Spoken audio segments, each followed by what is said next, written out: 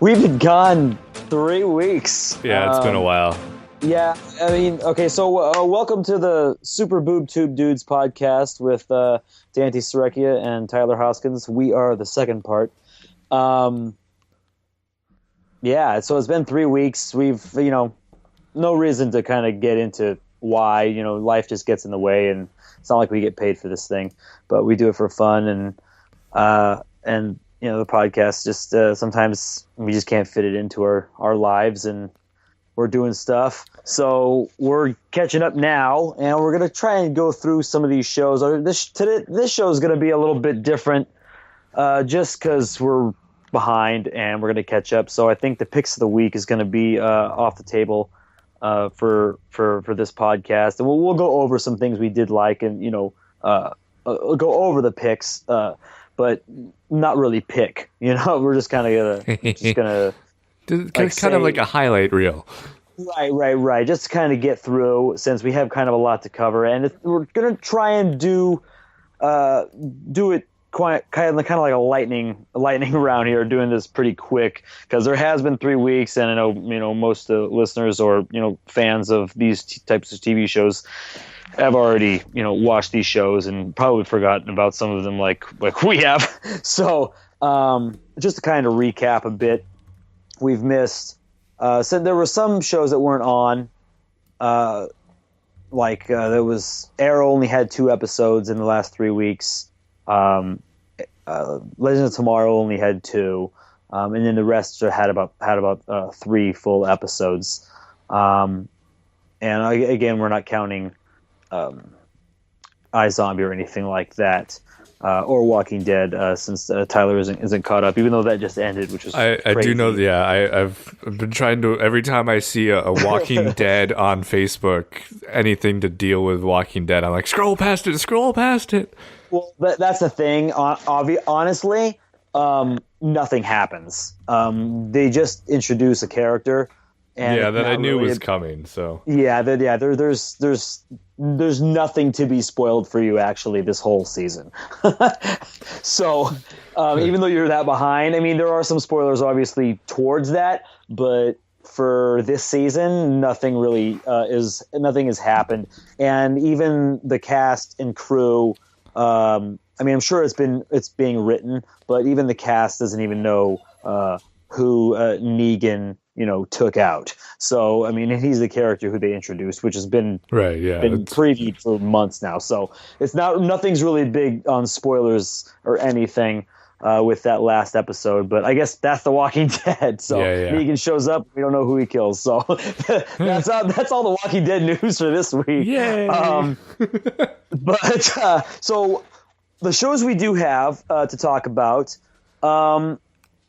are Arrow, Gotham, Lucifer, Agents of S.H.I.E.L.D., Supergirl, and The Flash.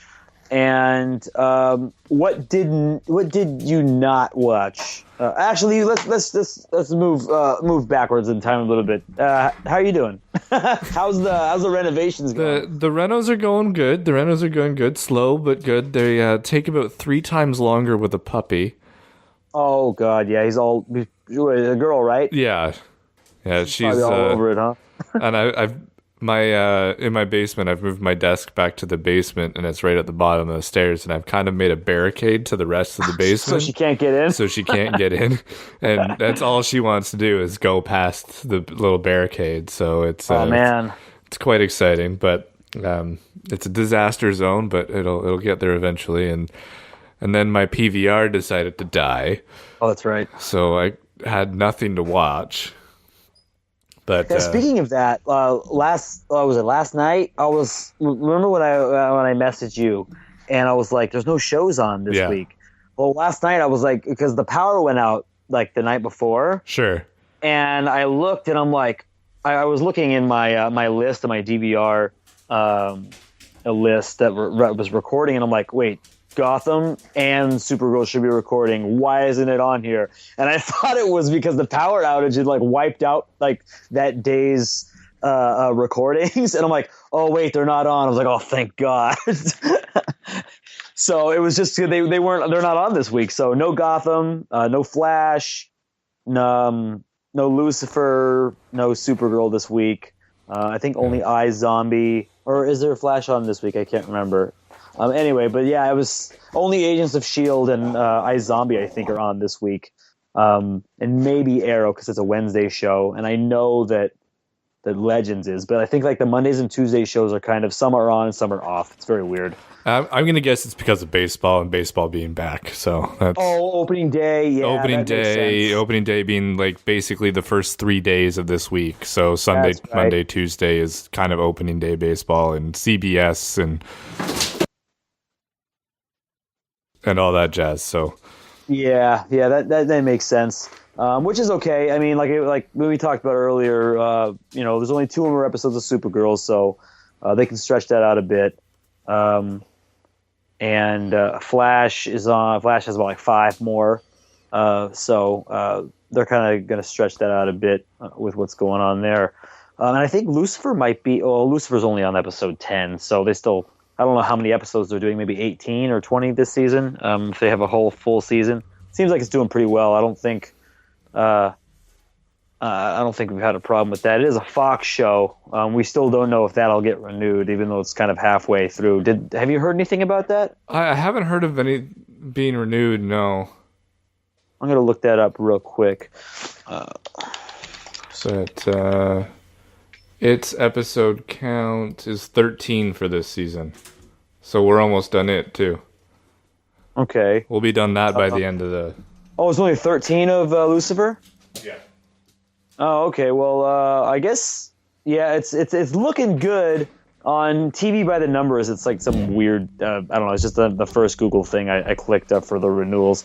I guess it's looking good, like Lucifer is. It's kind of on the bubble sort of deal. No. It's it kind of goes down. It goes from canceled to like sad cry, like emoji, then sad face, like meh face, the flat smile face, and then the smile, then the happy teeth face, and then renewed. And it's in the 4 smiles like faces. So it's right under Gotham, which is good. So right. And it's like above Rosewood, Family Guy, Brooklyn Nine-Nine, New Girl, Last Man on Earth, all those shows. So it's doing quite well for I guess for Fox. Awesome.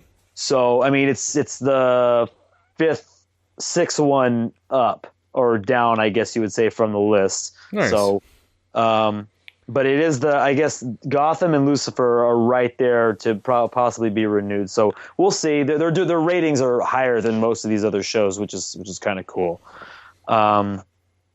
Wow, Minority Report got canceled. I couldn't watch that show either. I always thought it was a silly idea for a TV show, to be totally honest. And they just honestly, I like the actress and it wasn't a bad concept to try and push it into TV, but I just got bored after episode 3, so I said forget it. Did you see they brought Rush Hour to TV? Yeah, I actually just downloaded that to see how it was. I kind of like the Asian actor so far. He seems pretty interesting. All right. You'll have to let me know. Guess. Oh man, one of my favorite shows I think is going to get canceled here. It's like on the last leg, right next to the canceled Minority Report spot. It's Second Chance, and it ended really, really well. But I'm so afraid for it. I don't think it's going to get picked up. That's too bad. I really like that show. If you, it's just such a cool show, and I'm really sad about that. Anyway, so we're not here to talk about other TV shows, but so we'll go into let's go into Arrow. Or first, let's go into what haven't you watched? I think I'm caught up on everything now. Oh, really? Yeah. Oh, okay. So let's go through it. There's 2 episodes of Arrow. You watched those? Yeah, the one with Cupid, and then which was the one with the bees. And the one with the bees, yeah.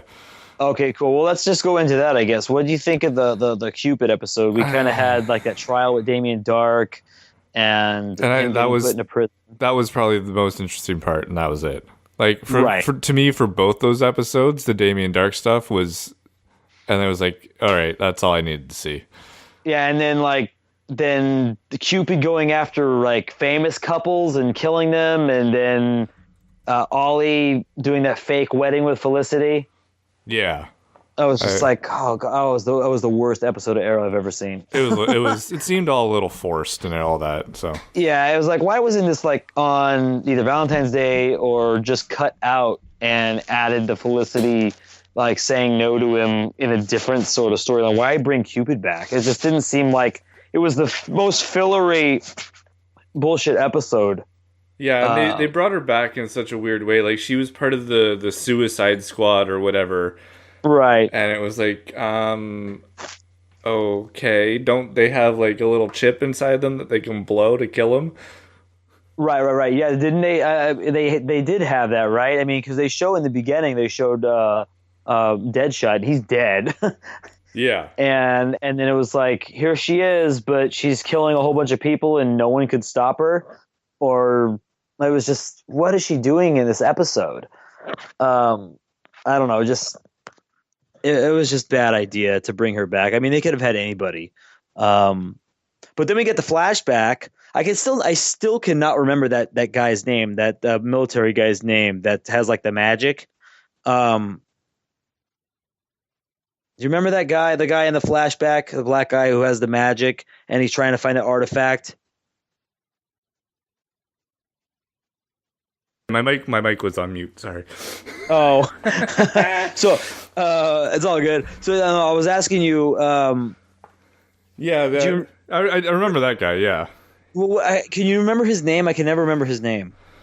Oh, I don't remember his name. Okay. Well, anyway, he's trying to find that artifact, and he needs. I think what he wants to get the idol to go get it, and then they steal it from him. Yeah. And then, because I really, honestly, I didn't watch very much of this episode. It was so bad. Yeah, I think the idol just has to deal with the Damien Dark stuff. Right, but then in the next episode with the bees, in the flashbacks with Queen Bee, I mean, not with Queen Bee, but in that episode, like he has the magic. Has he always had that magic, or did? No, it's because he's close to the idol, right? Okay, that's what I thought. So he's close to the idol. He gets that magic like inside him or whatever. Ollie tries to kill him. He shoots him like 5 times, and he's like, okay. Yeah. And then, like, is he far away from the idol when the power goes away, or? I think that's what it means. Yeah. Why does it choose him? Did he do like some kind of spell? Like this is the worst flashbacks of the season. They're not interesting at all. I honestly have no clue. Well, either way, so lost. Flashbacks aside, Queen Bee was kind of cool. She came back, broke out of prison, or she did break out, right? Yeah, she hacked her own prison file and right. She was on the computer in there. Changed her release date. I got 30 seconds left or whatever. Yeah, she changed her release date. It was silly. It's just like, you really don't have copies of that? Like, you don't know what the real date is? Right, like, you got Siri, come on. So, anyway, well, she gets out, and I thought it was really cool. They kind of stole an idea, I guess, that well, maybe they didn't steal it from Jeff Abbott. He's this mystery or sci-fi writer. Or was it Jeff Abbott? I think it was Jeff Abbott. Anyway, he wrote a book called, like, I guess it was like Swarm or something like that. Anyway, it was like this nanotechnology that kind of turned into like a humanoid sort of being, and it was like hard. Anyway, so like the bees all come together and they make this like bee man or whatever. That was not gonna cool. lie, that was pretty cool. Yeah, I thought that was a pretty good idea. Like the nanotech and the bees and they all, form a actual like walking person. That was pretty cool. And then also Dark was, he's in prison, and like he ends up talking to what's his face? Not Ra's al Ghul. He's not Ra's al Ghul anymore. No, but Merlin. Yeah, Malcolm Merlin, and his arm's all messed up still, and his arm's gonna be messed up for a while. You don't have your Hocus Pocus magic anymore. Yeah. Merlin's hand's gonna be messed up for a while. Oh yeah, I mean, unless he gets, I don't know, unless I have a feeling that he might become Ra's al Ghul again somehow. Yeah, probably. Apparently, like there's some rumors that what's the group? The League of Assassins will be coming back. I don't see them dying off completely.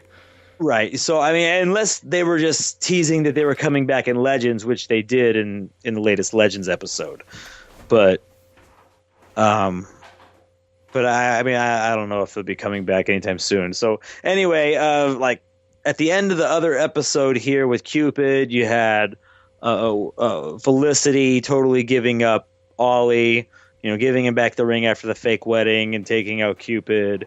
And then we have Curtis in the B episode kind of taking the role of Felicity, which is interesting because I kind of think that she's going to be the one who dies. Apparently they're having like a big consequential like death, a main character death coming soon. So within like Flash and Arrow. Oh, that'll be interesting. So I mean, did they really? They haven't revealed who was in that grave, obviously, right? No, I haven't seen it yet. At least. Okay, so that's gonna be like one of the last episodes. Like it's probably gonna be the last scene in the last episode. Oh God, I hope it's not that late. Anyway, but if they haven't shown it by now, there's only like. Did they tease like who it could be and who it couldn't be? Like, was there any kind of confirmation of like who it couldn't be? Like, it couldn't be Felicity or it couldn't be this or that? No, I don't think so because they showed it. So Felicity got shot, and then the next episode started out with the grave, and you're like, oh no, Felicity's dead. Right. And then she was alive, and everything's fine. And then but it wasn't like she was alive right after. It was like. She's alive. Was it right after? Well, we found out that she was in the hospital and in surgery, and then we found out she couldn't walk. And then, right. Well, I mean that was because they were in the limo, and then she got shot up. But I mean, didn't they show the episode? I think it was one of the first episodes that came back from the season. Like Ollie left from the grave after Barry left, and then got inside of the car, and Felicity was in there with him. Oh, maybe. Was it? See, that's what I was thinking. I was like, that can't be her then. And they were like, is it her mom or like is it his sister? Is it William or is it William's mom or? Oh, right. So we really don't know, but God, I hope it's Felicity. She needs to go. And I love Felicity, but they're just dragging that on just too much, in my opinion. And to be totally honest, I think they're waiting. I don't know if they've written it in yet. You think? I mean, maybe by now they have. But, I mean, usually about 4 or 5 episodes deep. When they did it, I don't know if they had written who it was going to be. Right. Okay, that makes more sense. So by now they probably have, and because everything is obviously probably wrapped up and done filming and all that jazz. But my thinking is that we got Curtis in here, and one piece of news is they just upped him to a series regular. Oh, that's going to be awesome. So I'm thinking it's going to be Felicity's death, or she'll die some other way, and Curtis is going to kind of take her spot, right, and then end up becoming Mr. Terrific or whatever, the DC hero. So, which is interesting, and I really like that because I mean he kind of came and saved the day, right? With this in this episode, and obviously saved Felicity because she was there, getting attacked by Mr. B-Man and Queen Bee and all that. Yeah. So that was pretty good. I like that episode a lot more than the Cupid episode. It was like. Kind of bringing the show back to we have kind of like that bad guy of the week kind of thing, but moving the story forward without this Olicity crap going on. It's the relationship stuff, great CW, it's got to be there, but come on, like let's move along. That's what was so great about this episode, though. I mean, like I totally agree with you, but this episode was like, okay, we're past that. Like, Ollie is. Kind of, he's over it now. I mean, because they don't go like this episode, then boom, this episode starts. There's time in between these shows. So and time in between each of these episodes. Like, it's not just like, oh, I just defeated, Cupid, and then tomorrow here's Queen Bee. It's like weeks later or a month later or whatever. That's kind of, I don't think people really understand or think that sometimes. They just think like it just happens right after, like every episode is to be continued, but that's just not the case unless they say so. Right. So, I understand now, like this episode 17 with Queen Bee is like, was a good episode because like a way better episode than the other one. Not because he's moved on, she's kind of moved on, she's doing her thing.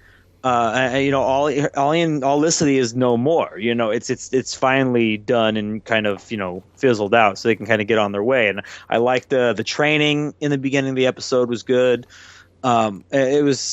It just felt like a really like kind of like a perfect episode. It was back to the original Arrow episodes. Right. It was like, this is season 3, like when, Deathstroke was in there and they had to take him. It was very action and whoever wrote this episode it was way did a lot better than how it's been the last like 4 or 5 episodes of all this craziness. And I'm finally glad that they kind of separated Ollie and Felicity with this whole mess, because it worked out in the beginning. And then it just got weird when the season started and they're like together and in the sunset in that convertible. It was just like, what is happening with the show? But good episode.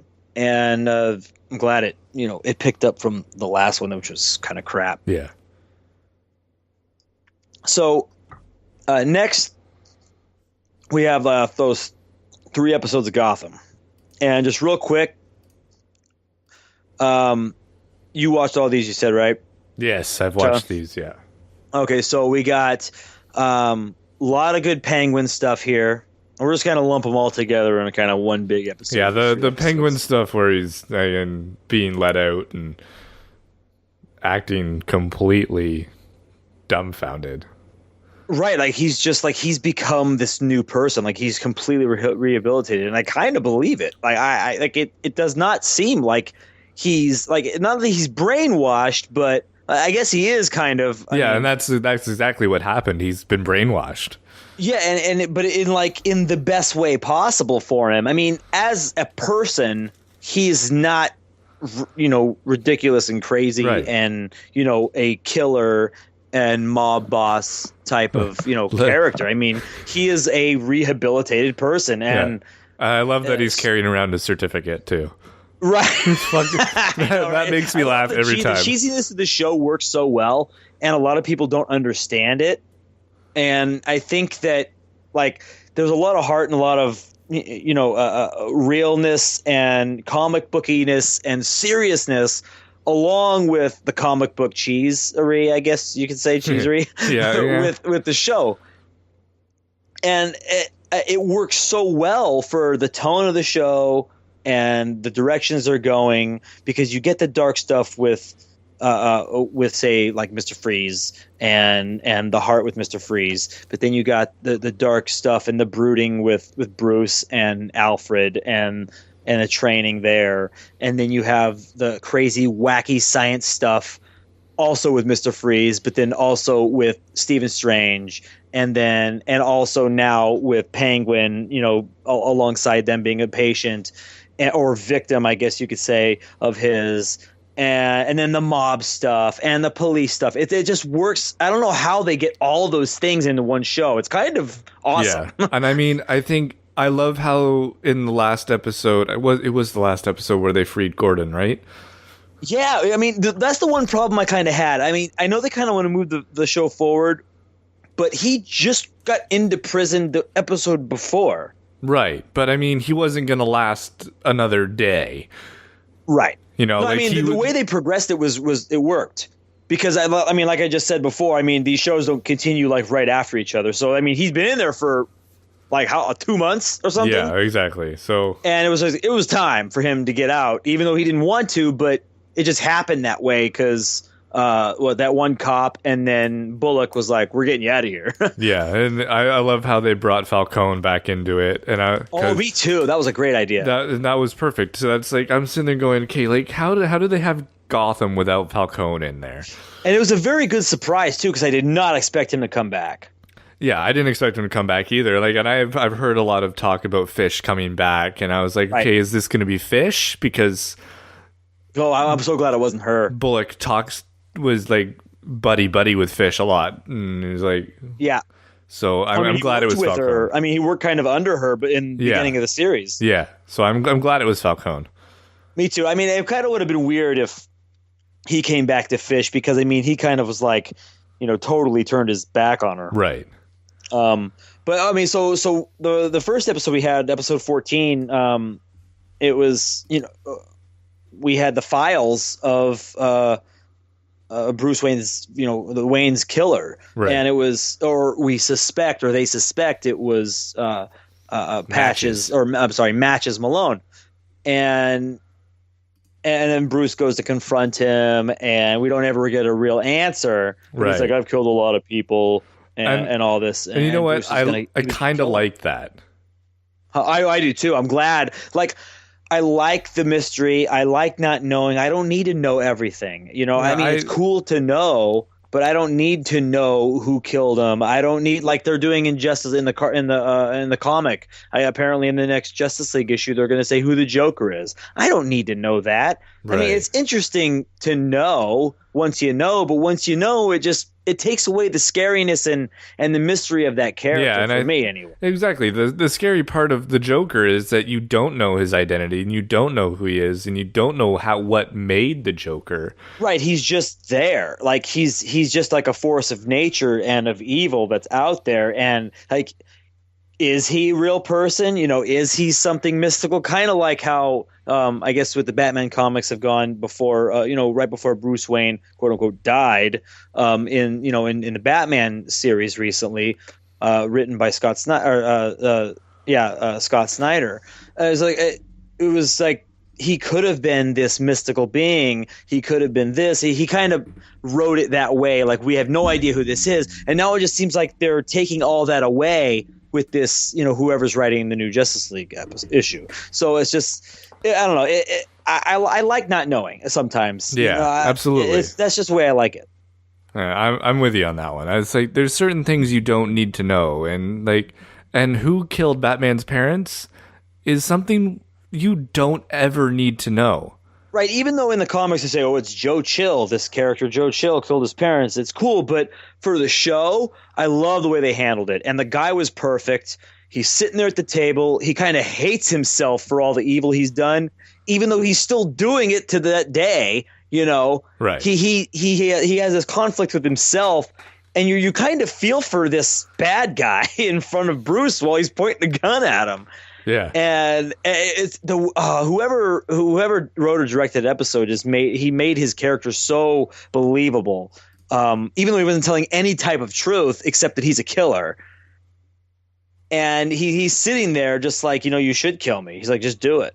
And he's like, I don't care if I die. He's like, I've done horrible things, It's just, you're like, oh man, and I like the actor too. I don't remember, I don't know his name, but he's been in a lot of different things. He's always been such a great actor in whatever he does. But, Bruce chooses not to kill him, and then Bruce leaves, and the guy shoots himself, and you're just like, oh, we'll never know. Yeah. Right? We'll never know the Like, information. Yeah. what the hell? And just as Jim gets there too, and it's just like, right. Oh, yeah. Bruce leaves and bumps into him, I guess, at the club or whatever, the bar or whatever, and then it's like Jim was coming up, right as he left. Oh, that's right. They but they did bump in at that club where we met the female Joker, character, Rockstar or whatever.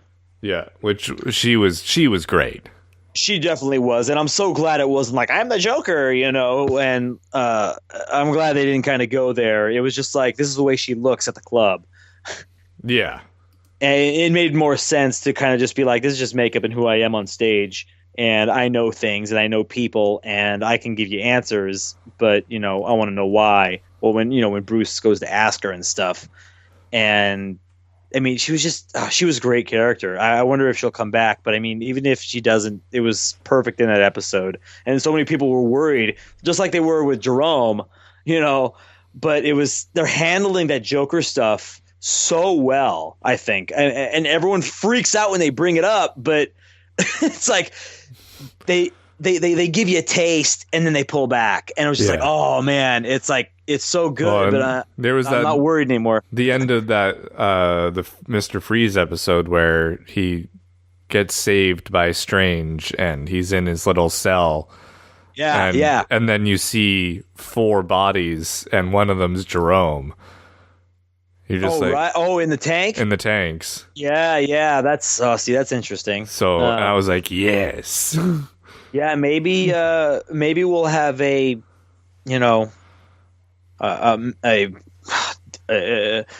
shell of a Joker that's just like all this craziness implanted in this new body kind of thing, which is kind of interesting because, I mean, the Joker could very well be just this husk of a human with just these implanted memories and life stories and craziness, or even just a regular person that's just like an experiment.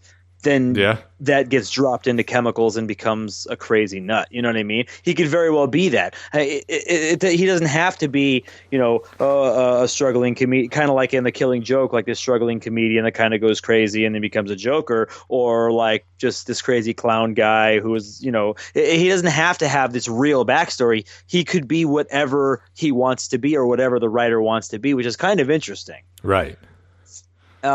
So basically that's the joke. That's that with the Gotham. I mean, we had, like I said, Jim Gordon was in prison. He got broken out.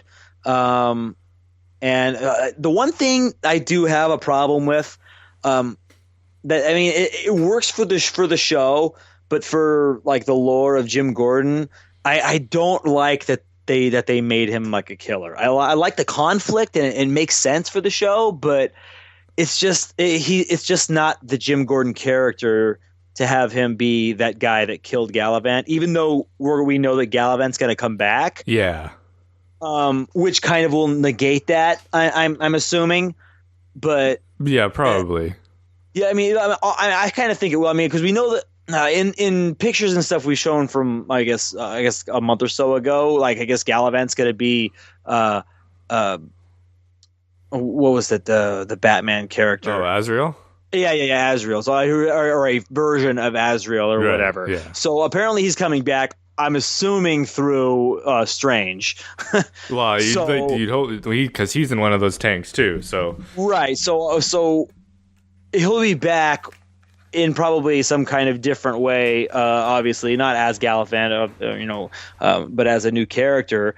But will it still make Jim a murderer? Or what? Like, because that's what I don't like about what they did with Jim. Like, I mean, do you think that they knew that they were going to bring him back so Jim wouldn't be, labeled as a murderer, or is he still labeled as a murderer even though he wouldn't ever know that Gallivant would come back to life? You know what I mean? Is that still on him as a character, as a person?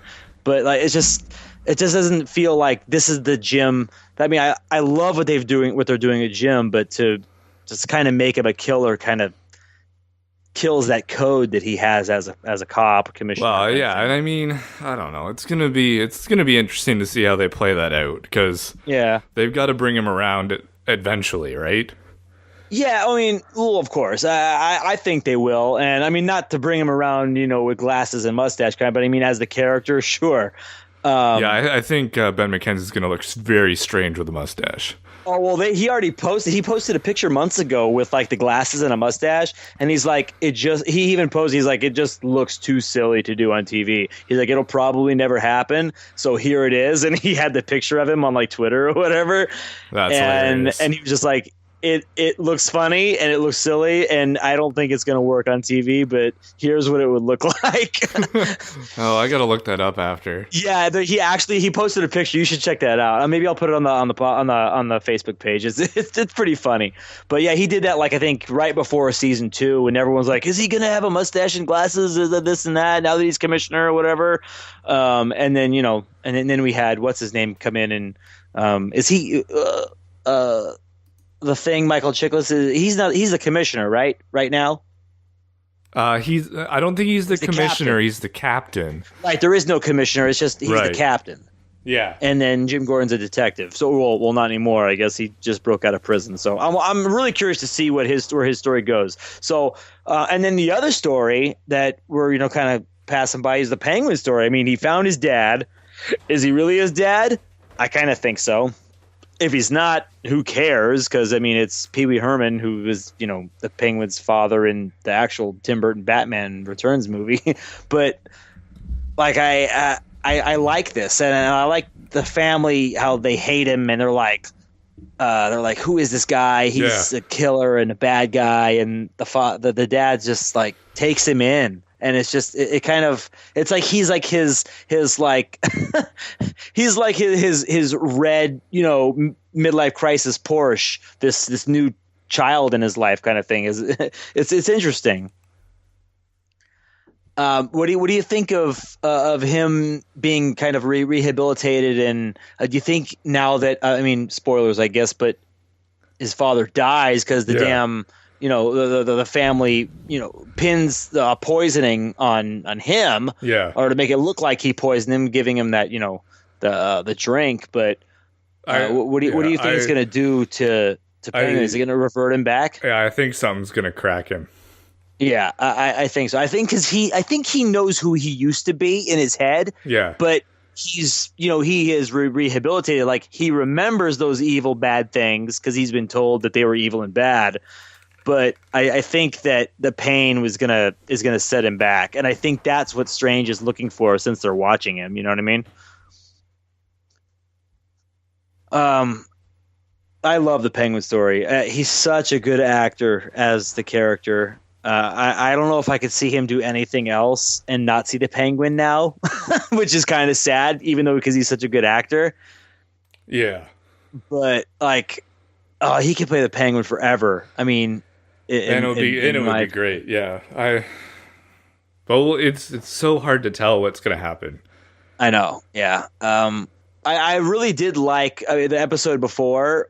I really did like the addition of Cat again. Yeah, and Ivy, and Poison Ivy, and Isley. I thought that was really cool when they were trying to get information. That was some good stuff too. I liked them. I think that was a good callback to like the Poison Ivy character to kind of introduce a little bit more of her and her her powers as I guess a botanist and like young like smart science mind, which is kind of cool. Working for those goons to make those magic mushrooms. Sorry, I missed that. Oh no, I was just saying I like I like. Isley when they went to go visit her. Yeah. And she's like making the magic mushrooms, and I like how they're kind of introducing her like, her sciencey, with plants and all that jazz, yeah. Yeah, it was a cool little reintroduction to that character to kind of say, hey, this chick's smart and she's like young as Bruce and she's working for these guys to make them their drugs, which is kind of interesting. and I can put them to sleep. Right. She's like, I get this one can, make you go up, make you go down, kind of make you hallucinate. And it's just, I thought that was pretty cool. Like, she's like, I got 12 different strains of this mushroom. Yeah, and I'm kind of liking the whole Bruce on his own thing, too. Me too, yeah. Right after that fight with Alfred, when Alfred fought that guy for him, when they're trying to get information on matches. Yeah, and that was fantastic. Bruce is just like, I'm out of here, and I kind of feel like they really need to bump up the next season a few years, Or maybe even, just 2 years, or to see how I guess how old or how different Bruce looks, the character, just to kind of give that character like a bump in time with a little bit more training, a little bit more history, and then then they can kind of even do little flashback stuff of what happened while he was in that time, which can kind of give the show a little bit more mystery too, instead of just kind of rolling along. Yeah, that'd be pretty cool. I don't know if they're going to do that, though. I know. I mean, I think they might do a time jump soon. Maybe not next season, but if they do, it should be before, like, season 5. Because he's going to look a lot older in the next 2 years. Oh, for sure. So they're going to have to do something. It just doesn't – it wouldn't play out right. I mean – because the way I guess child actors they change so much. I mean, if you look at The Walking Dead, Carl,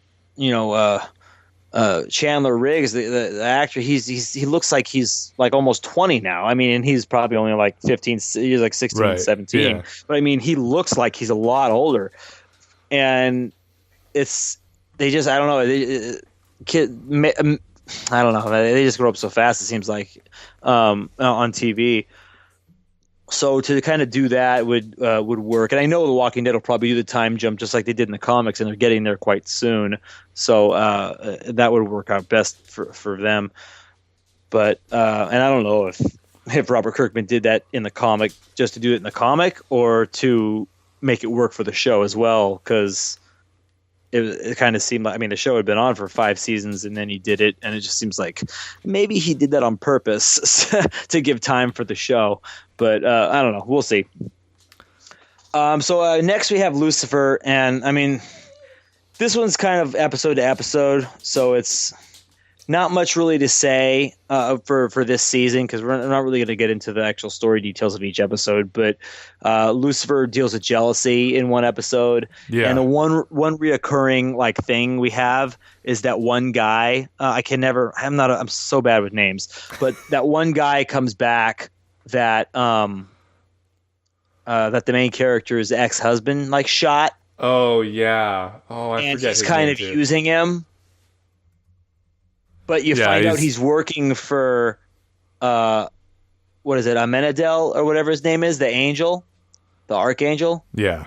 Well, he's kind of working for him because he brought him back to life. Right.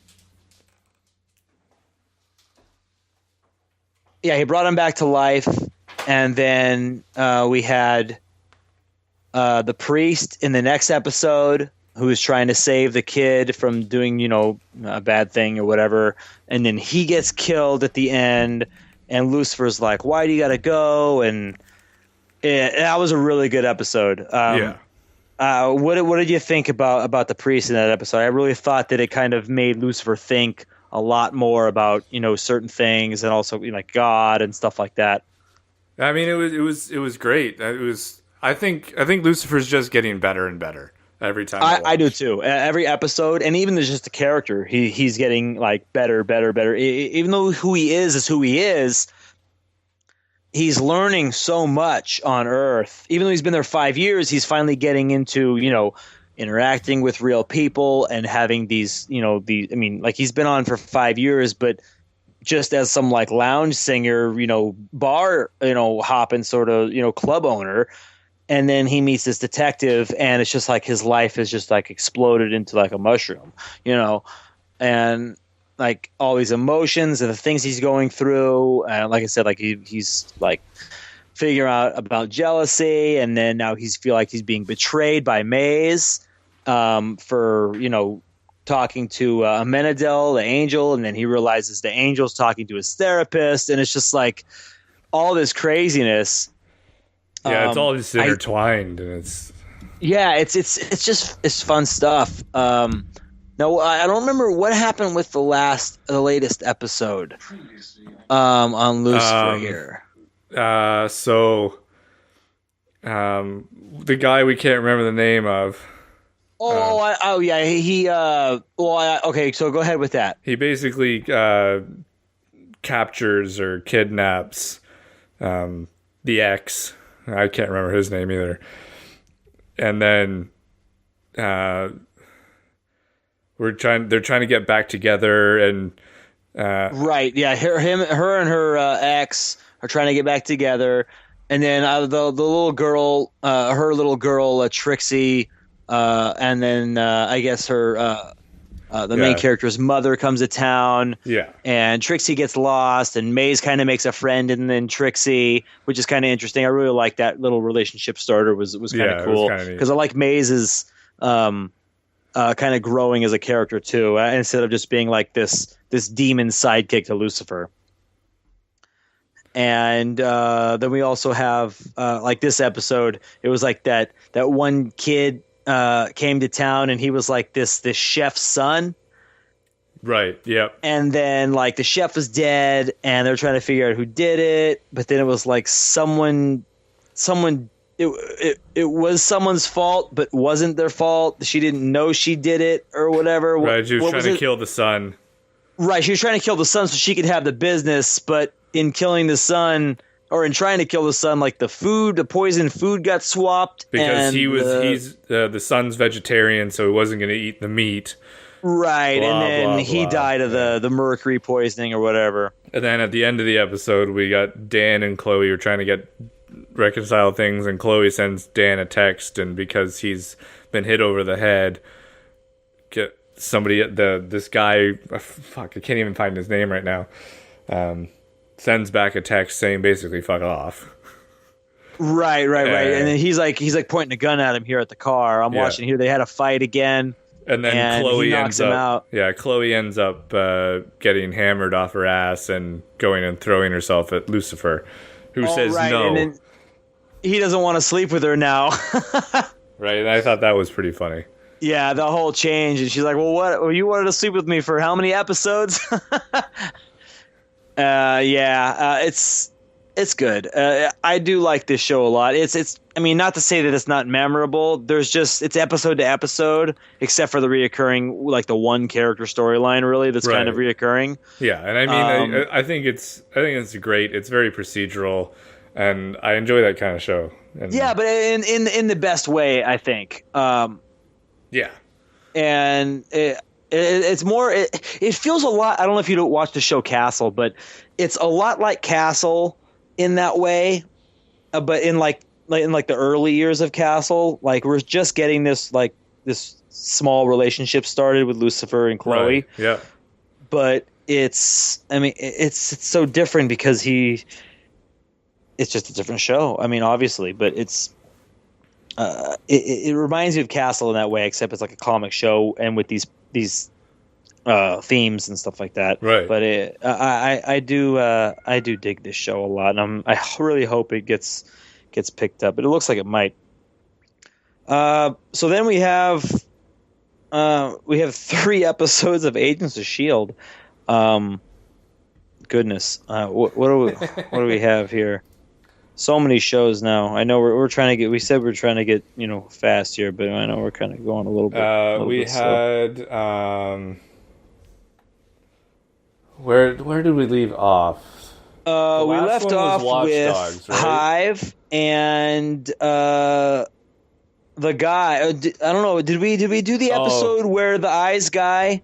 His powers didn't work on Hive. Yes, we did that one. So we've got. We did do that one. We got 12. Yeah.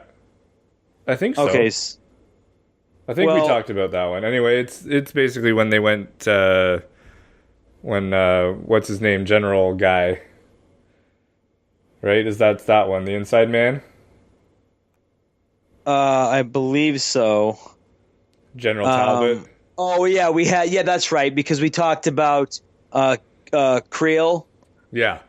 And so we did. We had what's his face? The Inhuman Electric guy was going to kill Creel, but he couldn't. Well, he didn't. Well, yeah, that's right. I guess he could have. He could have. He didn't. At that he was point. working for the general, for Talbot. That's right. Yeah. He was working for Talbot. Okay, so we did get on that episode. So then the one after that, we have that was the one where the one after that was the one the Spy's Goodbye. Yes, which is where Morrison Hunter are captured, and I think that episode was fantastic. I think so too. Like we had the president involved. They were trying to stop that general who was the Inhuman, that like Russian general who was an Inhuman, and he can control that that shadow guy. Yeah, but I was listening to another podcast today, and they were saying it's that dark energy that was the same kind of energy that was in Agent Carter. Oh, okay, the dark matter. Yeah, like he can control this, like as the Inhuman, he biologically can control this thing, but at the same time, he's not controlling it, though, right? Right. But the thing that I was listening to the Comic Vine podcast, and they were talking about it, and they were saying one thing which is very interesting, because you're like, they just roll over this very interesting thing. This is like the most unknown thing in like the MCU, TVs and movies. This power is not. It's just like passed over. Like they're not going in depth into what this is or what it could be or where it comes from. It's just like, oh, here it is, and this guy can control it, and then like, oh, here it was, and then that lady, could control it in Agent Carter. It was just like, it's just there. So there's one thing that I would really like to understand or kind of go into, like, what is it? Where is it coming from? Especially now in this time of the MCU, with Agents of S.H.I.E.L.D. and was it acquired, and how can he control it, and this and that. You know what I mean? Yeah, absolutely. It would be nice to have a few questions answered. Yeah, exactly. This is like the one thing that is like the most unanswered thing in the universe, which is just, it's just interesting, but it's also like, come on, give me something. So anyway, Bobby and Hunter, they get captured on the plane because they were in the cargo hold. They tried to escape, and these guys captured them on the base, and they're saying that they're husband and wife on vacation trying to pick mushrooms, which is kind of funny. Fucking hilarious. And I love I love Hunter. He's such a great character. And then, obviously, I mean, they're taking these characters out so they can be in Marvel's Most Wanted. And I mean, obviously they're going to be in the MCU somehow, especially in Marvel Most Wanted, but they can't just be like out there. They're most wanted for a reason. So obviously they're going to get found out, Yeah. So after this, like the end of the episode, when, Coulson kind of says, okay, you guys really, they make the choice to get out of there, and get out of S.H.I.E.L.D., and they take that, knock on themselves to save S.H.I.E.L.D., basically, because S.H.I.E.L.D. is supposed to be, this secret, thing that's like doesn't exist. So like, if we go down with you, we're all going down, so we'll take the heat and we'll just get out of here. And Coulson kind of helps them out and say, yeah, they're a married couple, blah blah blah, this and that. So then they get out of S.H.I.E.L.D. But obviously they're going to be most wanted. It's the title of the show. Someone's going to have to find out about them. I am so excited. That was probably the best way to set that up ever. Oh, yeah. It's like the best backdoor pilot you could ever have for a new TV show. Instead of just saying, oh, here's some new characters and here's a new show without any backstory. Now we have backstory, and it gets these people, the viewers, to check it out, especially because Bobby's a cool character. Yeah. Hunter's a great character. They're funny. Husband and wife. It's like Mr. and Mrs. Smith meets Marvel. You know what I mean? Yeah, that's a good way to put it. And I think it's a great idea. I would love to see some kind of crossover with like Daredevil or something like that, especially with like the whole baton swinging thing. Yeah. That'd be kind of cool. That would be pretty sweet. Upgrade his batons. I know they are. I mean, they're most wanted, so they're going to be underground. They're going to be in the shadows, and they're going to have to, encounter some kind of characters. It would be kind of cool to see something like that. Yeah. And I don't know. Maybe maybe they won't be in New York. Maybe they'll be in a different country. Maybe they'll be in a different part of the state. They'll be running around, which is kind of cool, like Bonnie and Clyde kind of thing. So then they say goodbye, which is very sad. At the end there, and everyone's buying them shots, hit right in the feels right there. Yeah, I think that was probably the biggest feel of the week, or of the weeks. Yeah. In my opinion. other than like the happy feels with the crossover of Supergirl. Yeah. But definitely that was the hardest moment. So then the next episode, we have the Watchdogs, which is interesting. They are, the Watchdogs were also like a Captain America type team sort of villain back in the day. They were like these mutant haters and things like that. And it kind of works for the show here because they're like these inhuman haters and these superhero haters, the like powered people haters. Yeah, and it's a good lead into this civil war that we've got coming. Exactly, yeah. So and also it's making a rift between all these other characters with like Fitz, and he's kind of like in the middle, and then you have Mac kind of going against what Daisy's saying, and how we can't be threatening people with our powers. It just bad things are going to happen in a bad way, but it's how we react to those things, not reacting to them before these bad things happen. There's like liberty and law and things we have to abide by. So but she kind of wants to go away with we need to use our powers to stop these people. So it's kind of interesting because it brings up the point of like in the comics right now they're doing like Civil War II that's starting, like it reminds me of this in the comic. Civil War II is about like there's this new powered human that can like read the future, and one side of the Avengers are saying we need to protect the future, so we're going to use this power to figure out what's going to happen and stop it before it happens. And then the other one is, protect the future, meaning that they're not going to use this power and let the future play out how it is and take the action into as it comes. Right. And then, and then change the future.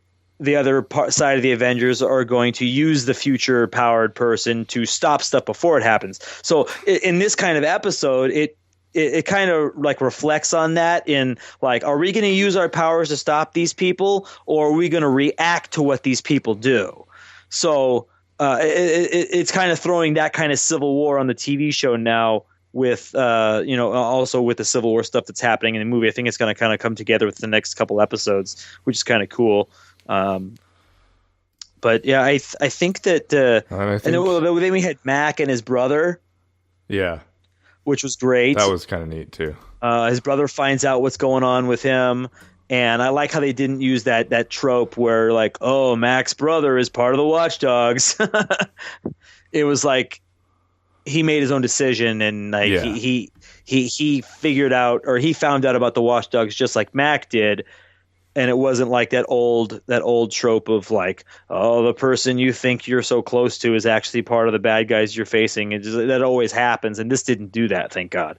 So, I like what they did here. And then we got the shotgun axe. Oh, that was awesome. Which was great. What are you doing? Got shot up.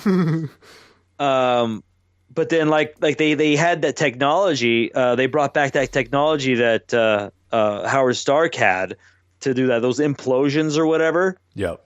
Which was kind of cool. The Watchdogs had this technology and took out this base, and then that's when Daisy and him kind of had that discussion of what are we going to do with these people who are trying to kill these powered people. And it put Fitz in the middle, and Fitz got that like that bomb, that implosion bomb stuck to his neck. That was crazy. That was crazy. Scary stuff here with Fitz. I was like, oh my God, it looks so cool. It was so weird on his neck. It was like a glob of whatever it was. And I really like what they're doing with the show right now. It's getting darker. Yeah, I mean, I Coulson's getting more ornery, especially with what's his name, the Inhuman guy. Oh, we're talking about Electric Dude. Yeah, he says such a regular name too. I can't remember it. But yeah, he has that talking to with him about like, we're gonna train you, and we got to keep you in check, and you got to listen to my orders. And he's like so stern with him. It's kind of like damn, Lincoln. Lincoln, that's right. He's like, you just got bitch slapped by Agent Coulson. Like, you better listen to what he says. Yeah. I like to see that in Agent Coulson, though. I mean, even though it's kind of like harsh daddy talk, but it's like he's in charge. Yeah, he's the director. And, he has that fake hand that he can slap you around with. Yep. And then we got introduced back to this other guy, the one guy, I guess he was in last season, who is being funded by Hydra, but he doesn't know it. Yeah, he's not sure. Oh, what's his name? Then he got put in a wheelchair. Yep. And he was the hologram. Right. That was the kind of like the test that Coulson kind of gave Lincoln, and he's like, I know you held back when I told you to kill him, and he's like, you did the right thing and stuff, even though he knew it was a hologram, whatever. But Felix Blake. Right. So when did he first appear? Was it last season or was it the beginning of this season? He was in season 1. Okay. I believe right before, like, it was right as the whole Hydra thing was happening. Right. Oh, okay.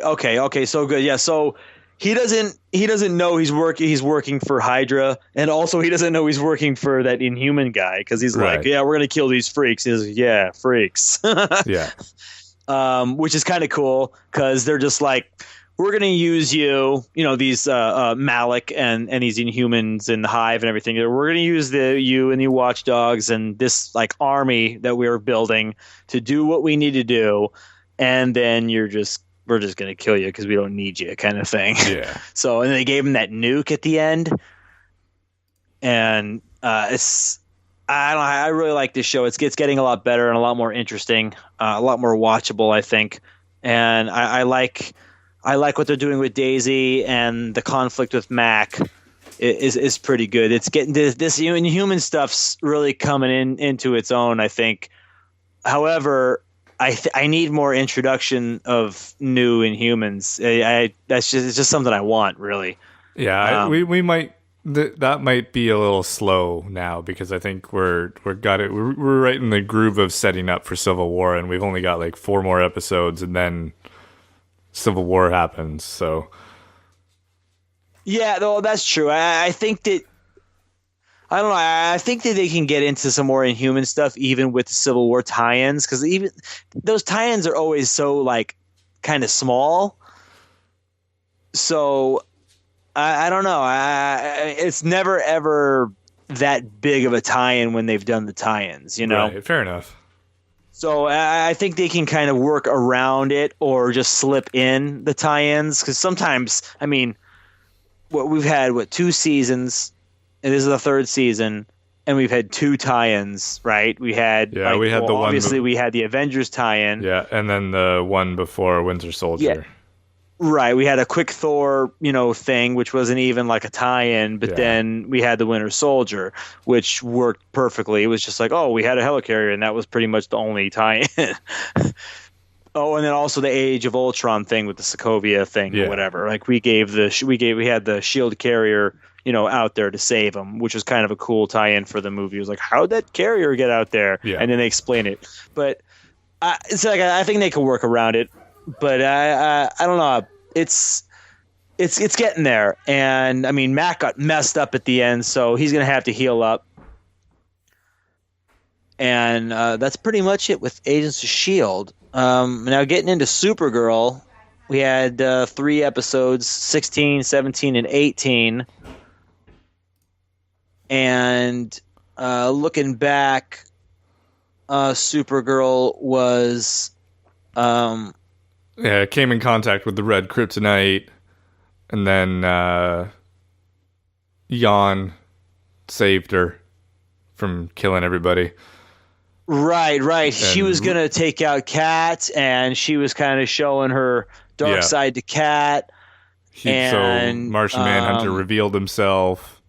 Right. That was really good. Yeah, that was some good feel stuff too, because now he's not part of the DEO. They captured him, and he's in the cell. Yeah. And also,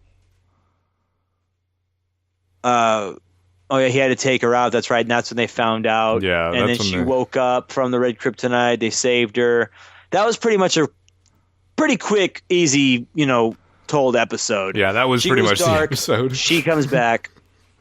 Yeah, and then the next one we pretty much have Kara trying to get the trust of the city back, and then the investigation into the Martian Manhunter, and Lucy Lane comes back to re-enlist in the army, and she kind of becomes the head of the DEO here. Yeah. And Lucy Lane does, and then that one guy, the other guy, I guess the colonel or whoever he is, that was friends with the real, God, what's his name? Who is Martian Manhunter playing? He's pretending to be the DEO head of the DEO guy. I can't remember his name. God, it's on the tip of my tongue too. Anyway, so he was like his best friend. Then he tells his backstory, and he's like, "This is, they were Supergirl Kara Danvers' dad, who, Dean Cain. He's part of this like group, this military task force, and they're trying to hunt, Martian Manhunter." And he's telling the story to the guy, and Martian Manhunter ends up meeting with Dean Cain, and Dean Cain kind of, he relates to him because he has an alien daughter, and he's like trying to protect him, and he ends up getting messed up. Yeah, and he gets stabbed. He gets stabbed by. God, what is his name? I don't remember. He gets stabbed by him, by the head of the DEO guy. Hank Henshaw, is that who we're going? Henshaw. So there you go. I had it on I know it was a H and H. So he got stabbed by Hank Henshaw, and then he throws, he doesn't really throw Hank Henshaw off the building, but he kind of falls off when he fights with Dean Cain to trying to save a Martian Manhunter, and then Martian Manhunter takes his place, so you can kind of get close and try and save the planet and everything. And in doing so, we get flashbacks of how he recruited Kara's sister, which was, I really like that. I really like that origin of her, which is pretty cool. That was a good thing to see for me. What'd you think of that? She's all like dancing to 90s music and getting, drunk at bars and clubs. It was weird. It was weird, but it was so 90s in like the most perfect way. Yeah. And I don't know. Then she's taking a lie detector test to try and figure out if she knew if Martian Manhunter, if she knew who he was, and Kara's trying to listen in, but she's being blocked out. And then you have the whole relationship with her, and she ends up revealing herself to Lucy Lane, which is kind of cool. And we have a little bit of an origin of Kara when she's younger, saving the baby from the car crash, which I liked. I like the flashbacks. They're doing a good job with those. Yeah, it was a good episode. I mean, it's not the perfect episode, but it kept my attention because I did like to see. I like when the characters tell stories, like in some of these episodes when they do that, when they tell, like, they have to explain stuff. I mean, it is just explaining, but you also get the action. You get to figure out more deeper emotions of the characters because of what they had to go through and stuff. And this is my opinion, I think. But this was like kind of like these characters are telling stories about themselves. In this episode, and it kind of I don't know, it was good. It was a good little like behind the scenes of the characters' emotions in a way. Yeah. And what happens here at the end? We find that the person that Kara got her fired. She's figured out she's got this sonic scream. Oh, that's correct. Yeah. Well, then yeah. We have Lucy Lane and her trying to stop the guy. And, then we have a Hank Henshaw, Martian Manhunter, erases that guy's memory. Right. And that was good. I was not expecting that to happen, but I mean, it makes sense, and it brings Hank Henshaw back into the fold. And I mean, even though it's kind of like a bad thing to do, but it kind of needed to be done to protect everyone, because he was kind of going off the rails there. And then we get, I guess Silver Banshee kind of coming into her own, figuring out she can scream when she falls off the building. Yep. Saves herself by screaming. Yeah, that was a really cool surprise. I was like, what the heck? She screams and you're just like, holy fuck. The damn, like blowing the damn concrete off the ground there, which was kind of cool. And then we get the crossover, which was awesome. Silver Banshee's back. We find out it's a curse from her, I guess, her great aunt and uncle. And it runs in the family. Yeah, the curse runs in the family. And if somebody wrongs you, then it comes out. Right. And it doesn't go away until you kill him. The screaming power. And Flash is, I guess, is just kind of like known that on Flash he's trying to get faster, and it looks like he has Harrison Wells' Eobard Thawne's like chest piece, I guess, to try and make him go faster, and it kind of sends him through a portal. And that is the only thing that ties into the Flash episode of this week. Right, which is not really needed. It's just like, oh, he's trying to go fast, and he goes through. So in fighting, I guess this, after Silver Banshee, this girl, figures out that she has this curse and has this power. She's like, I got to the only way to get rid of this is to kill, the only way to get rid of the curse is to kill the person giving me this pain. So she's going to try and kill Kara, but she's like, Kara's protected by Supergirl. Duh, because she is Supergirl. So she tries to take out Kara. Kara falls out the building. That's when Flash pops through the portal, comes into Earth, whatever number it is, and saves her. And then they find out who they are, which is great. And they kind of become buddy-buddy. One of the better I love to see heroes reacting as like friends off the bat and understanding like, oh man, you're powered, I'm powered too, let's be kind of, that's kind of cool, instead of just going off like, who the hell are you, and fight. Like, everyone's so angry. Why do we have to be so angry? I mean, why can't we just be like, dude, you're cool, you can run fast, you're cool, you can fly, Yeah, I think it helps. Think it was a cool idea to do that. I think it helped because like that's how he came onto that Earth, and he saved her. Right. Yeah. Well, that's right. Him saving her was like, oh, you're a good guy. Why? You saved me. Thanks. I didn't really need it, but okay. And I love how she took off, and her clothes just remained there. And then we got the reintroduction to Silver Banshee and Livewire. And Silver Banshee, hates Cat Grant and also hates Kara more. But we got the, we were reintroduced here to Livewire. We got reintroduced to Livewire. Livewire really hates Cat Grant and hates Supergirl. So it's kind of like, they hate all these three characters, even though two of those characters are the same character. They just don't know it. And they're like, let's team up. And we can take care of Supergirl, we can take care of Kara, we can take care of Cat Grant all together. But they don't count on the Flash being there and, using, his smarts to make those little earpieces. So her scream can't hurt her. And it was a great team up, great fights, really cool stuff to see. Everyone kind of joining the Supergirl bandwagon again, like all the citizens, especially after her being exposed by Red Kryptonite and kind of making that scene as kind of a villain, and people not trusting her. So I like to see. It was very Superman in a way.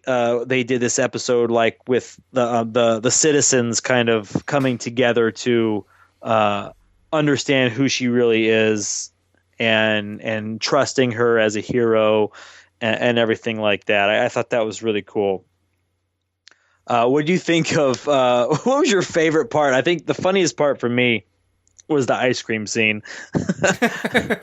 I died laughing so hard at that. Oh my god! Yeah, that he's was like, a good scene. "What can you do?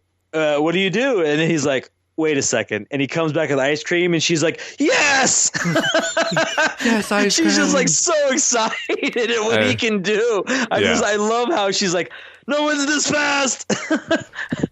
I think the other great part was like, I kind of need to eat 10,000 calories a day. Right. He's like, I got to eat now. So, and then Kara basically needs to do the same thing. So yeah, they're like, let's go eat. It's like food time. Do you like donuts? I know a place. Yeah, man, they bonded so well. They have, I know that they're not like love interests, but and I'm glad that they weren't. But it felt like they could be, but they were like the best chemistry, like the best of friends, and had the best chemistry on TV like I've seen in a long time. They're just best buds. Yeah, like for the first time ever being on screen together, it was like they had been on screen for like 10 years. It was crazy. They worked so well, and their characters fit, their personalities fit. It was fun. It was exactly what Supergirl needed, because to me, it feels like Supergirl is like this bouncy, happy, very kind of like Spider-Man character. Like she's tortured in this way, but it's only herself with everyone around her that's all serious. Even though you have like the Jimmy character, but I mean, with the relationship, it kind of doesn't fit because he's still kind of bumbling, but they're still doing the relationship thing, which it doesn't really add to the comedy. It kind of makes it feel sad. Yeah. And then you have the Wynn character, who is kind of like the comic relief, but he doesn't like. I mean, he likes Kara, but he kind of likes her kind of like as a sister now because he knows he can't have her, and so it just feels like she's the only one with like this really happy sort of personality, but still dealing with all these hard issues. But then you get that same exact personality from a different universe in Barry Allen, and they just fit. They like match together like the damn Wonder Twins. And it was just like so much fun exploding on the screen. It was just crazy. Just they're like smiling at each other and happy and like working together. I don't know what it was, but it really pumped me up. And I need more of this Flash and Supergirl crossover stuff. It's just too much fun. I think they're going to do it again. I hope they do it again. I really do. I mean, like I said, this is like I think this and Gotham are the only like two superhero shows we don't know have been renewed yet. Obviously, Gotham is going to get renewed. I think Supergirl is getting renewed for sure. I think so too, but it's still nothing has been confirmed. But Flash did bump up its ratings like by 25%. Yeah. So I mean, not that that's like kind of like the deciding factor, but I really think that it's a good idea to bring it back. There's too much cool stuff they could do, especially with season 2. Characters, bad guys, more kryptonite and stuff, and I love the character. I think she's just it's a good show. I mean, not even for like the female viewers or for like that demographic or audience, but it's just a fun show. It reminds me of the Superman animated series in a really cool way, which was a great show. Hopefully they can kind of bring in some more Superman stuff, or even kind of cast a Superman now that we kind of have like found out this is a different Earth. It could be whoever it wants to be, you know. We can kind of make that. We can kind of make any kind of Superman we want, and that's what I like about what they're doing with the multiverse on TV. They can do anything they want. They have all the possibilities now that they've established that there's a multiverse on Flash, and now there's a multiverse on Supergirl. That just means they're connected, which means. Well, that awesome. too, but I mean, just to say and bring up the multiverse on Supergirl like they did when Wynn and Barry were talking about it, the possibilities are endless. They can do whatever they want with the series now. Yeah, it doesn't have to stick to a single like formula, and it also kills that talk of like the viewers to say, oh, you can't do this, you can't do that, this doesn't work here, because now it can work any way they want. Yep. So it just, I love that, and it kind of shuts those people up. So, and all the possibilities are possible, which is awesome, and it works in such a great way because it lends to more fun and more interesting stories, and also more new stories, because there doesn't have to follow a predetermined guideline or timeline or anything like that, which is a lot of fun. I'd like to see, I love the idea of Parasite. I love the idea of Metallo. I love the idea of a Lex Luthor popping up. Like, that would be really cool in this story, And I think even though we had so much Lex Luthor in like a Smallville series, I think it would still work in Supergirl in a cool way, even though we had what's-his-face, Maxwell Lord, who could still come back. He's kind of like a Lex Luthor type of the series too. But I don't know. It'd be pretty interesting. And also another piece of news for this show, Linda Carter is supposedly in talks to be a female president on the show in season 2 if it all comes back. Right. Which is kind of cool. So that's pretty much Supergirl. And now that we have the Flash coming in there, let's get into that. So with Flash, these last 3 episodes, we had 15, 16, and 17 were the episodes. We did King here. Shark. Huh? We did King Shark. King Shark was 16? King Shark was 15.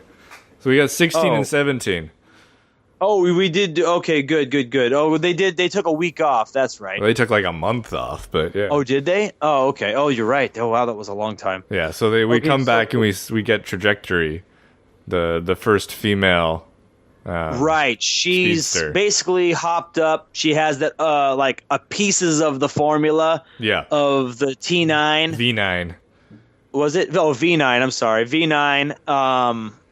And they didn't give her. They only gave her bits and pieces of the formula, but she ended up putting it together.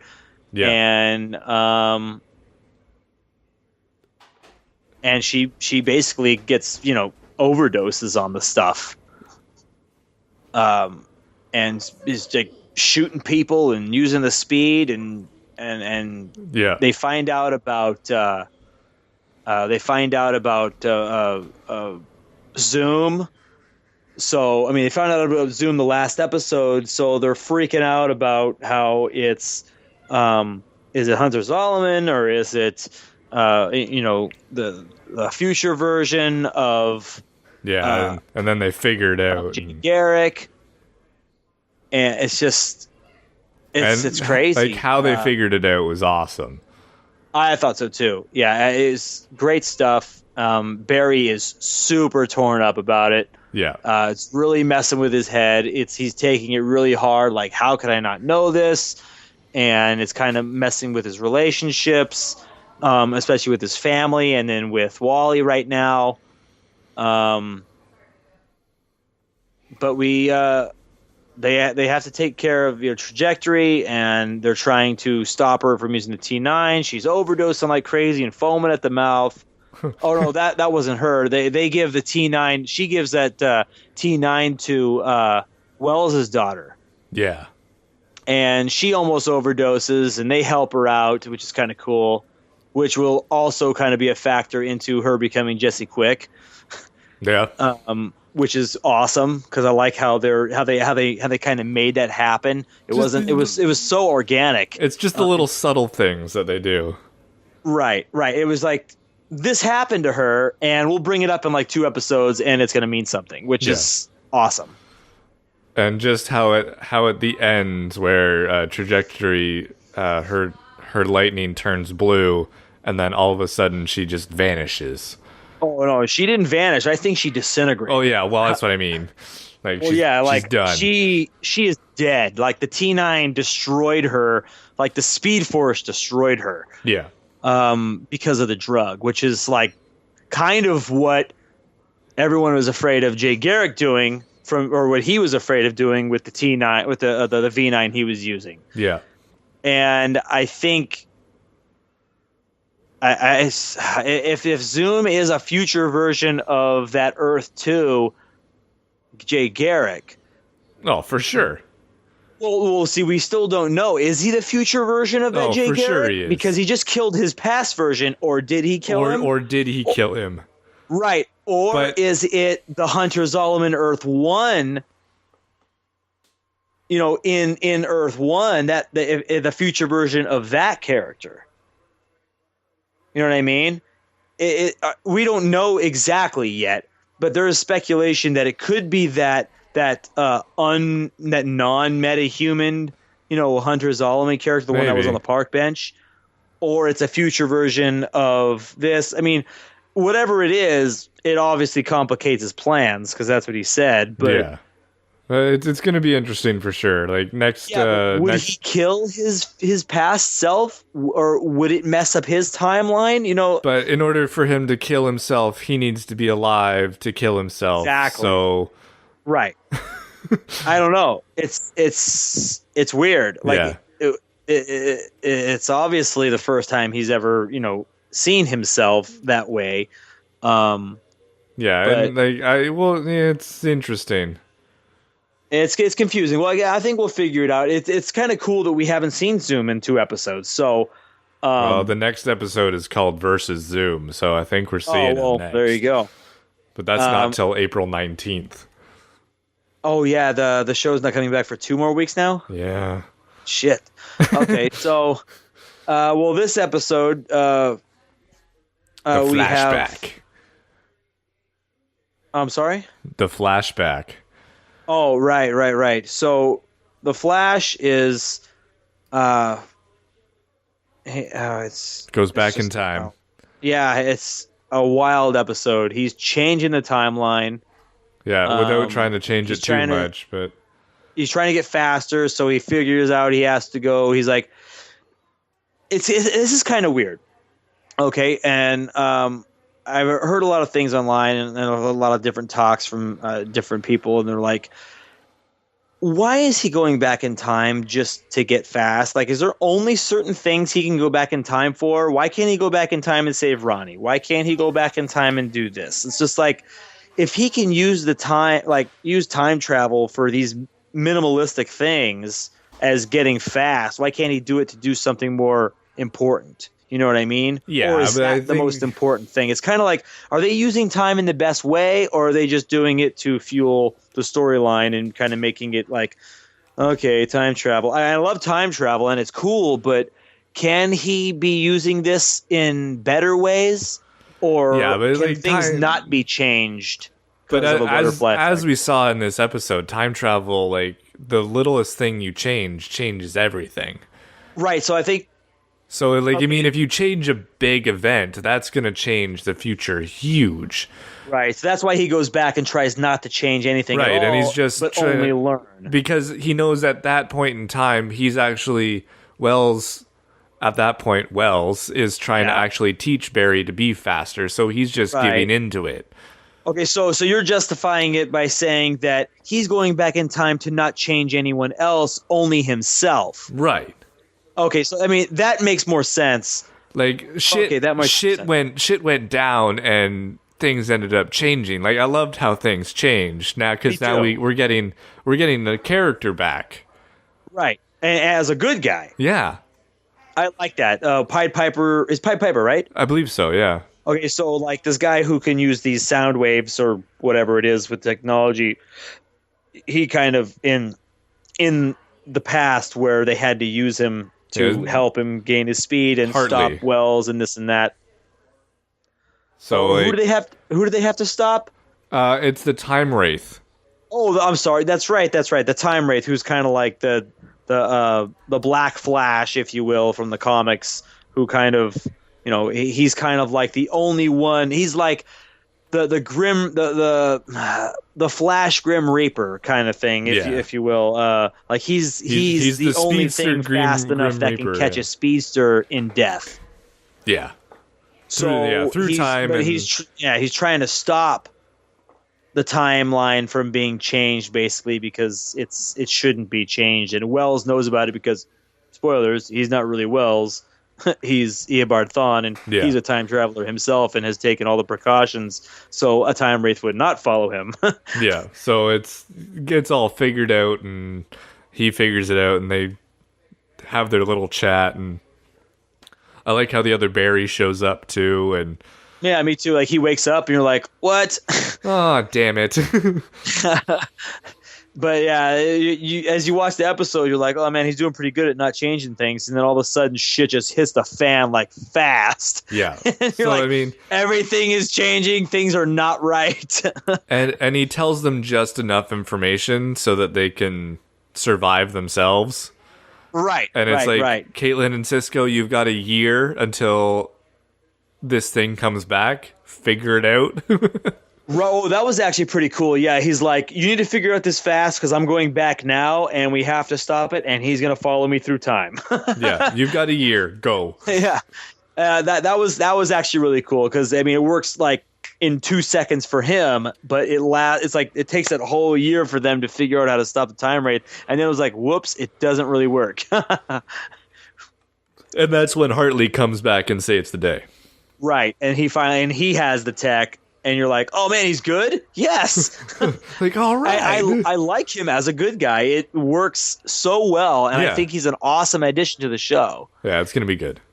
But did you feel the same? Like toward the end of the episode, you're like, wow, the show feels really different now, but in like a good way. But I feel like the show became brighter in such a different way when he came back to a new, altered timeline. Yeah. Did you feel that too? I felt something different for sure, and it's gonna be. Yeah, it was like, wow, the show it feels like a brand new show. Like it brought a little bit of new life into it, just by like, as you watch it that the time stream is kind of changing, but you don't know what's gonna happen, and then when it does, you're like, wow, it's like the show just seems a little bit different now, but it's in a really cool new way. And I really dug that. Yeah, it's going to be interesting to see how it goes from here on out.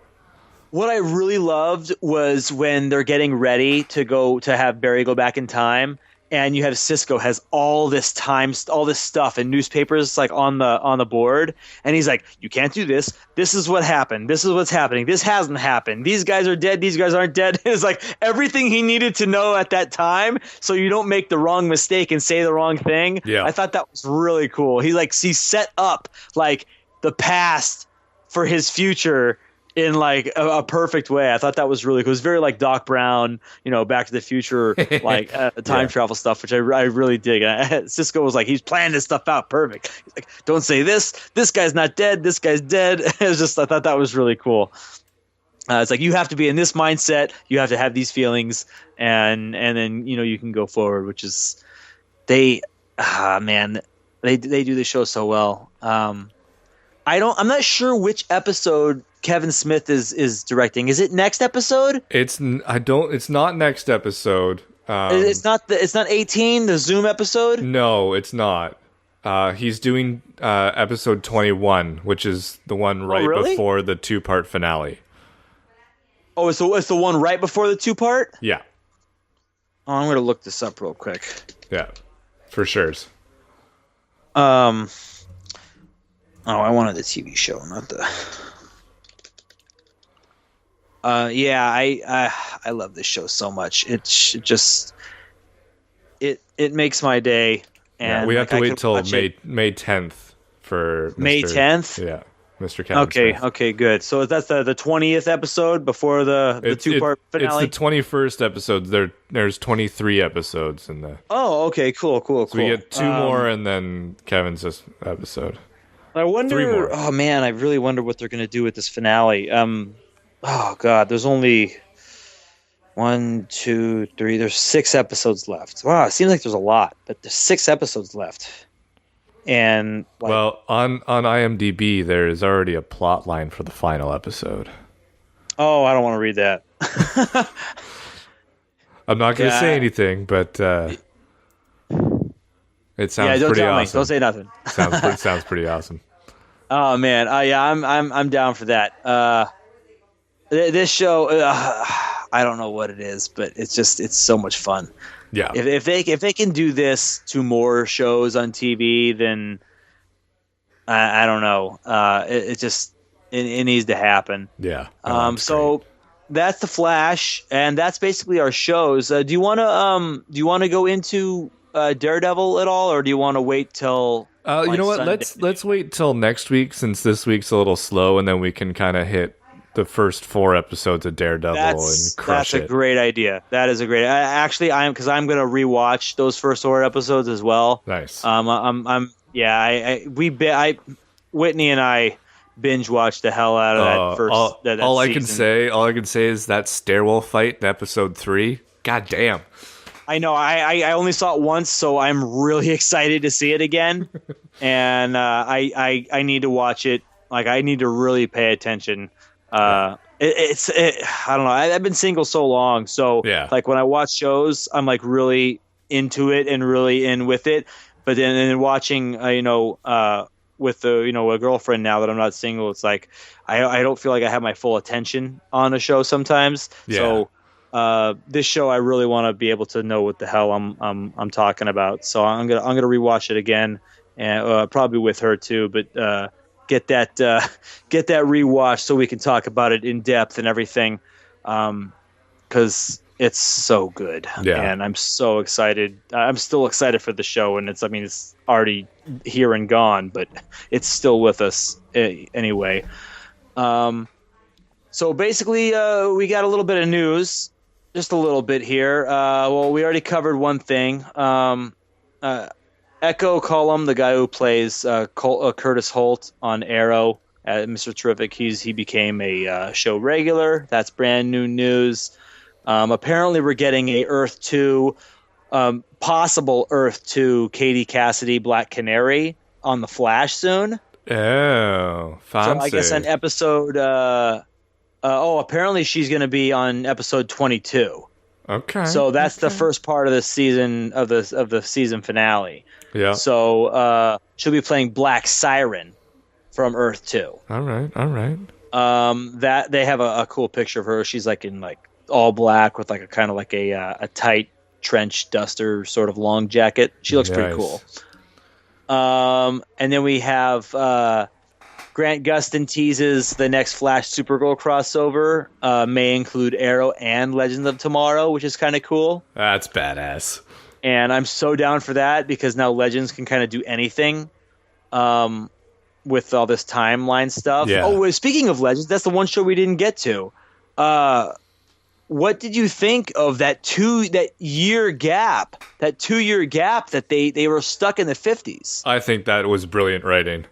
I was like, holy shit, they've been there that long, and then just for Kendra to just totally like I think kind of forget all about it and just kind of like throw it to the wind right when they came back. It was like, who the hell are you? I think all that was just brilliant. It was that. Oh, it surprised me. Those episodes were great. Like, I wasn't sure I was gonna enjoy the easy button fix of, oh, we're back, let's go again, and but it wasn't that. It was this. Like, you left us for 2 fucking years. You left us for 2 years. White Canary went off and did her thing. Went to Nanda Parbat. Then we met Talia with Ra's al Ghul. Yeah, which was awesome. Young Talia was great. That was a cool little surprise. So we know she's in the universe somewhere. And they can bring her in at any point, and then, or is she already in the universe and we just don't know her name yet? Right. And like all that kind of stuff is friggin' awesome. And then Kronos. And then we found out what the hell happened with Rory, right? Yep. And he wasn't killed by Captain Cold. He couldn't kill him. But what happened to him? Like, he couldn't kill him, but like he shot away from him. But how did he get taken by the Time Masters? He just left him? Yeah, he just left him there. And the Time Masters picked him up. They trained him, used him, taught him how to be who they needed him to be, a bounty hunter. Yeah. And basically, he's Kronos. And it was like, what? That was so awesome. Yeah, it was so good, and my mind was blown. And that second, the first part of this 2-parter, to be continued, whatever you want to call it, was okay. The second part was just fantastic. Well, wait. There was only one episode. Well, I know, but I mean, it was they were left in 1958 was kind of like the first part, right? Oh, you mean the first part? I got you. The one from the 2 or 3 weeks ago. Yeah, and then there was the conclusion. Right. Yeah. This episode just ended that time travel story in the 50s in such a great way. Finally got the characters back together. Figured out what happened to Rory, and you're like, he's been Kronos the whole time. What the hell is going on? And now also a great way to get rid of a character so a new character can come on in the future. Yeah. Well, now they're going to rehabilitate him, right? I guess. I mean, if they can. I mean, they're going to try. Oh, so they have him captured, right? At the end, they captured him. And they're like, we're going to try and brainwash him back to our side. Oh, it's just that's a little bit too crazy. I don't think they should be able to. I think they should try. They'll probably fail. And then fail. Yeah. And I think it would be a good way to kind of, knock the team on their ass. Right. And also gain a really full-fledged hateful villain. Sure. But then will there ever be a heat wave again? Yeah, well, maybe. Yeah, who knows? Maybe. But I mean, Kronos is a cool bad guy for them. I mean, a good time hopping bad guy. I really dig it, and I mean, he still has that ship, and I like how the team's back together. But that 2-year gap, there's a lot of stuff that, I mean, not a lot of stuff they can kind of revisit because it was just mundane 50s, but there's a lot of emotion and stuff, especially the stuff with Adam and her and Kendra. It was just he felt so much for her for those 2 years. I mean, pretending to be husband or wife and basically dating for those 2 years. Yeah. And just his heart just ripped out because she has it was just oh, I've just been pretending the whole time. Really? What the hell? Fuck you, man. Screw you, lady. Really? And she moves into his little thing at the end. It's all good. Yeah, but I mean, I know. It's just I think I need to watch the last half of that episode again. But I was like, oh man, I was so upset with her. But definitely a great show. Excited to see Jonah Hex coming up soon, and then the news that I have here: Batman Beyond may be coming in with season 2. Which is awesome, an awesome idea. So apparently the guys love the idea of a Batman, or love the idea of a Terry McGinnis. So nice. It's kind of a cool idea, especially with the idea of having Star City 2046 in the back of their minds already, going into that future. So it's some good stuff. Really cool stuff coming ahead. Then we have also another character joining, which we don't know. This one guy from Suits. I guess you watch that show, right? I do watch Suits. Patrick J. Adams. I guess he's supposed to be some mystery character coming on Legends soon. Maybe he's Terry McGinnis or some other villain or some other good guy we don't know. Who could he play? A Booster Gold, maybe? That's what they're saying. Oh, this is gonna be fun. Possibly.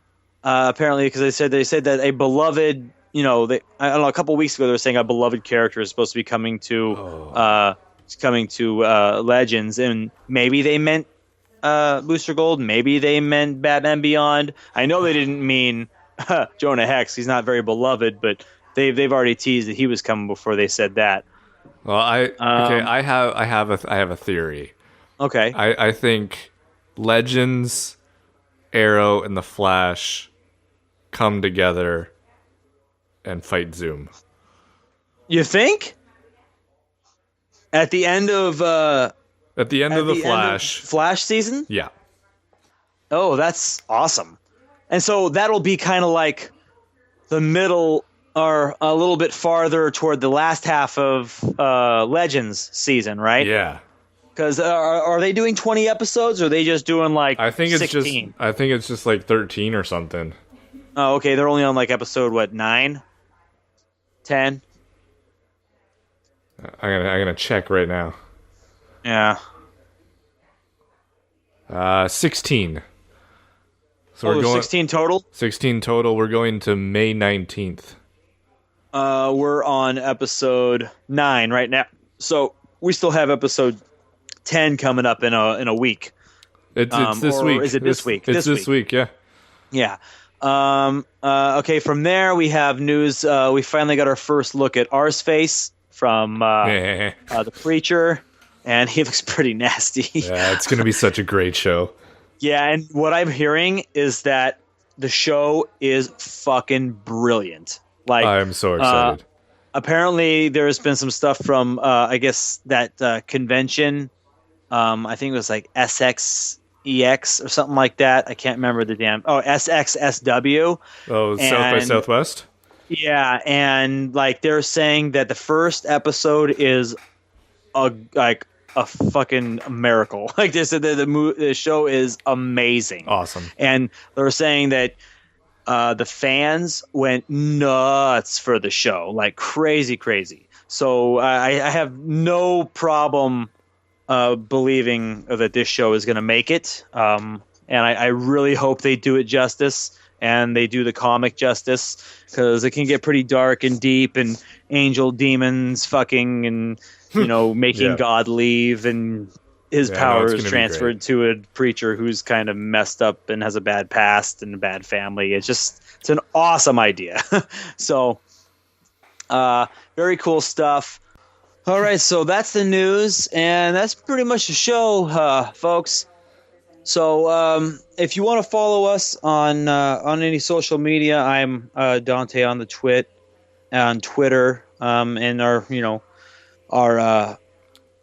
show is Boob Tube Dudes on Twitter, and at Super Boob Tube Dudes on Facebook.